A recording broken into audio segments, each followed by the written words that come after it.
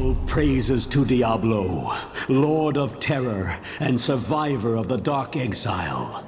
20 years ago, Diablo I was released. 20 years since this game defined what a fantasy gothic action RPG, a hack and slash, a looter slasher if you will, is. And at this point there probably isn't that much to be said about Diablo that hasn't been already said by 1,000 other people 1,000 different times. It's one of the largest franchises in history. The three games and their expansions have been sold in over 40 million copies, and they've been played by over 100 million people. There's probably no one in gaming that doesn't know Diablo at least by its name. It would be pointless for me to say how it was made, how the studio named Condor was working on a turn-based RPG inspired by the likes of Telangard, how they met with Blizzard to publish this game and ended up collaborating in part with them to make Diablo something else. They decided to make a real-time combat game instead of a turn-based one, because it was faster and more fun that way. Now this wasn't the first time you would have seen a real-time combat action RPG. You would have the likes of Ultima 8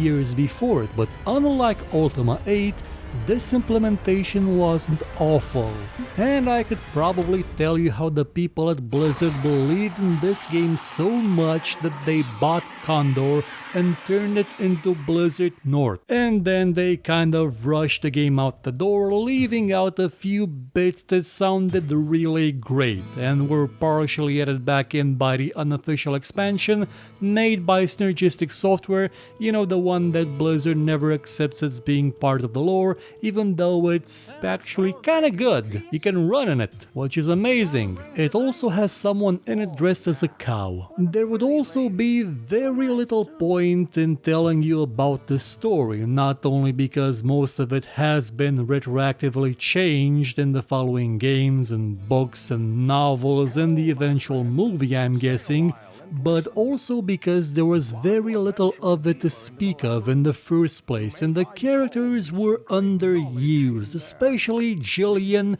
who would have had a much larger role in the original version, and she sort of did in the expansion. She wasn't there just to gossip and do nothing. There isn't much to say about the loot in the game either, since you didn't get buckets of it from every enemy, and the three classes of the game were very similar, apart from the rogue, who had a very useless skill, which was the ability to disarm traps that you would sometimes, once in a blue moon, find on a chest or on a sarcophagus. If you look back at it now, there was very little to Diablo 1. It did not span an entire world. It didn't have fantastic writing, and even though the gameplay mechanics were fun and solid, they got tedious and slow over time. You'd probably think that this was the worst game in the series, completely overshadowed by Diablo II and Diablo III, and yet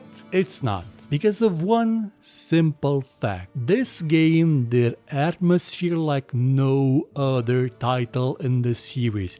Regardless of how palpable the desert of Diablo 2 felt, or how well epic Diablo 3 was, Diablo 1 outdid them all by being something different, by being small and intimate, by making a Tristram that felt sinister. The music played a large part of this. It wasn't orchestral, it wasn't grand and awe-inspiring, it was restrained. It felt close to you, it felt like something in the shadows breathing on the back of your neck.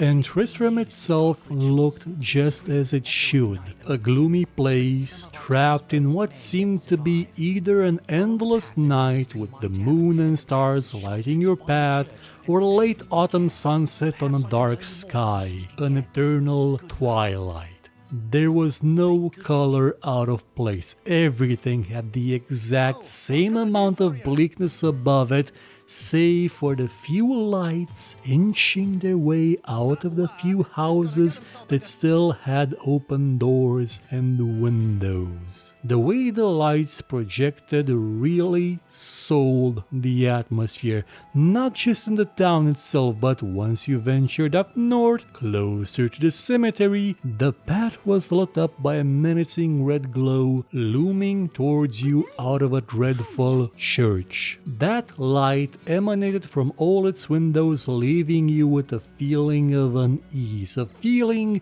that something terrifying lies in wait inside, ready to come out at any moment. Something that stalks the land at night and forces people to hide under their beds in fear, and you were about to face it. And Diablo did all that before showing you the first monster, before taking you into the first dungeon. It did that without you needing to talk to a single character, to listen to a single line of dialogue. It had atmosphere, it had mood that drowned you in it. It made you want to explore Tristram further, to see what was out there, to maybe find a way over those walls and explore the rest, to learn more about this dark world of endless night. But the only place you could go was down, lower and lower into the darkness, into the dungeons, into the catacombs, into the caves, and into hell itself. Even today, I rank Diablo as being one of the best games possible when it comes to atmosphere. It perfectly encapsulated everything the game was about in the single moment you spawned in town. Through the music, the graphics, even the interface, it was adequately gothic in nature. The visual and audio design of Diablo in every aspect is without match in the entire series. Though to be fair, Diablo II came close. It had a lot of things going for it, but making the scale of the conflict grander, more epic, removed some of that dread that made the first one so enjoyable, so sinister, so intimate, that made it personal. Sadly, Diablo isn't a game you can buy anymore unless you're prepared to spend a lot of money on eBay and wait for a month for it to ship to you. But you can't seem to find it on the Internet Archive, probably for the next 5 minutes before it's taken down. I still have hopes that Blizzard will do right by it and release it on Battle.net again, either as the original version or maybe one that supports higher resolutions, because so far all they've done is make a Diablo 3 dungeon with a graphics filter inspired by Diablo 1 and movement inspired by Diablo 1, and not really much of what made Diablo 1 great. Its atmosphere and clicking on cows.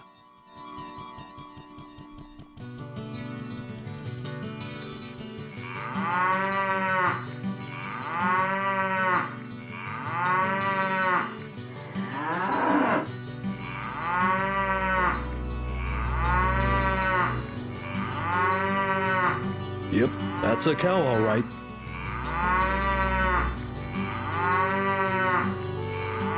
I don't have a spell ready. I'm not thirsty.